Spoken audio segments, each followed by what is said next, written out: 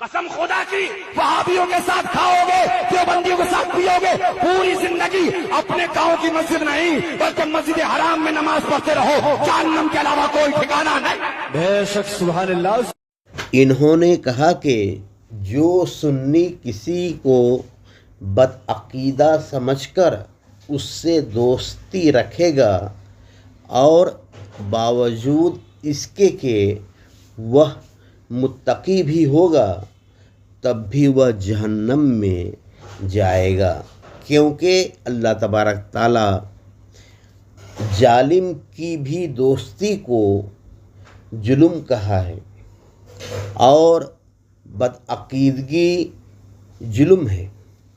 اللہ کے رسول صلی اللہ علیہ وسلم فرماتے ہیں کہ تیرا حشر تیرے دوست کے ساتھ ہوگا، یعنی جہاں دوست جائے گا وہاں تو بھی جائے گا۔